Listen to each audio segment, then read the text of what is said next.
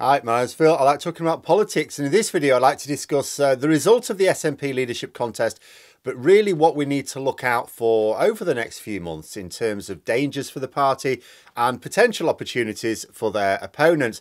But first, if you'd like to be notified of daily news and politics, please subscribe to the channel and click the bell notification icon. So let's get the main event out of the way first. As expected, Humza Yousaf won, but the result was very close.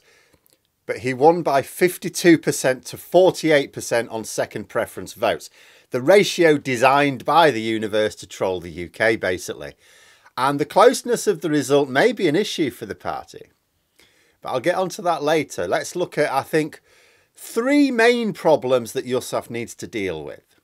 First, his party's been in power in Holyrood for 15 years now.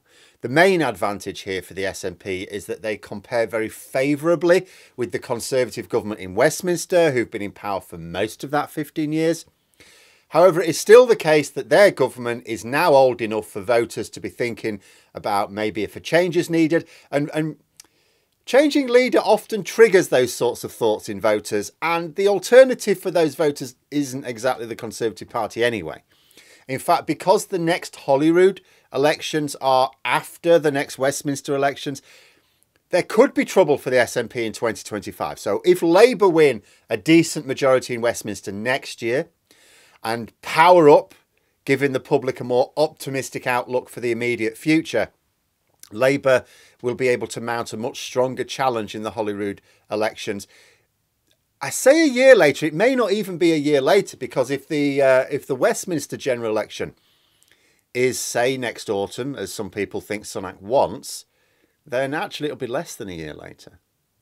The second issue is that the SNP is very much like both Labour and the Conservatives in that it is a coalition of factions drawn together for mutual benefit, what we call a broad church. But factions which nonetheless politic against each other at times.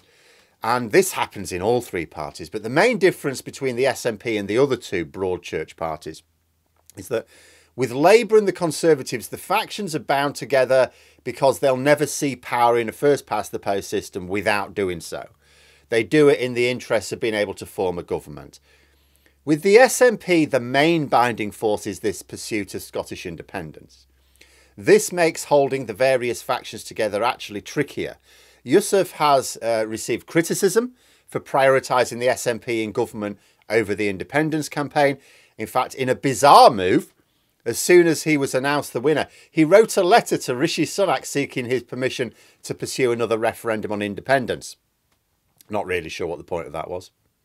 The response was swift and inevitable. Sturgeon had done the same thing recently. Did Yousaf think that he would get a different answer? Did he think Sturgeon wrote her letter in the wrong font or something? It was going to Rishi Sunak, not Dominic Raab. Did he think it proved his independence commitment to the doubters? I'm pretty sure those who prioritise the independence campaign want to hear a plan and a timetable, not a pointless publicity stunt. However, what I will say is this. The SNP got a referendum in 2014 and they fluffed it, but they will get another if, and it's a big if, they remain in power and maintain polling which suggests that another referendum could succeed. The problem in the SNP, as I see it, is that some factions are getting very impatient. They were getting impatient with Sturgeon in charge. There are any number of reasons why they might get impatient. You know, if Labour come to power, they will improve the living standards of people in Scotland. If you think about it this way, if Boris Johnson and Brexit have been powerful weapons for the independence cause, then Starmer and his plans to drain power away from Westminster are the opposite. But for those who are getting impatient, I would ask, so what is their plan? Because I've not heard one. Of the three leadership candidates, the one who seemed to be the most impatient herself was Ash Regan, but she famously made an arse of herself when questioned about her plan. It seemed to boil down to nothing more than presenting a persuasive argument to unionist parties. The bottom line is that the Tories keep banging on about the referendum being a once-in-a-generation event. Once-in-a-generation event. That has been their excuse for not agreeing to one now. But the thing about that is, there comes a time when it is undeniably a generation later. But when that time comes, if the SNP have pissed away their position in Scottish politics because of infighting, then there won't be demand for another referendum, will there? So in terms of the argument about prioritising government over independence, it's a red herring. They have to prioritise both. They have to make them work together. In order to pursue the campaign for independence, the SNP need to remain dominant in Scottish politics. And they're going to have a very tough time of it now. Sturgeon was an effective political leader, the sharpest in Britain during her entire tenure. Yousaf is not. He may be on a hide into nothing here as well. There were already parts of the SNP not happy with Sturgeon. In Yousaf, they've got the Sturgeon continuity candidate, but one who has no proven track record of success. He's like Sunak when he became Conservative leader. Yousaf needs a win in order to show that he has the ability to hold the party together. Sunak tried to hold his party together by throwing red meat around, pursuing policies which unite his party but don't have workable plans behind them. Well, the only policy which unites the SNP is independence. Can Yousaf get away with pushing this, even if it's with an unworkable plan? And even if he can, will that help or hinder him in the Westminster and then Holyrood elections over the next couple of years? Because if he loses badly in either of those, or especially both, well, his position's going to be under serious threat. And the thing is, there are people who vote SNP, especially in Scottish elections, because they approve of their job in government. They've actually had some decent successes. There are things they fail to improve as well, of course. But they have got some things to boast about. Some things that they can say, look, we did this and this was good. So the SNP do have voters who support them, not because they want Scottish independence, but for the more practical reason of approving of their management of Scotland. If the SNP start giving less airtime, less bandwidth to the policies that attract those voters, and especially if those voters see a party at war with itself, Labour are quite happy to accept their votes for themselves. Really is a sort of tricky balancing act the SNP have got at the moment, and supporters would do really well to understand that. If the SNP are not in power, the independence referendum goes nowhere, until they return at least. It's this simple. After a certain amount of time, Westminster will have to accept that the Scottish public should have another say, just as they did in 2014. So they ask MSPs in Holyrood to vote on whether or not they want another referendum. Oh, look, there's no majority in Holyrood wanting that anymore. Oh, well, says Westminster, we gave you the option. Another generation then?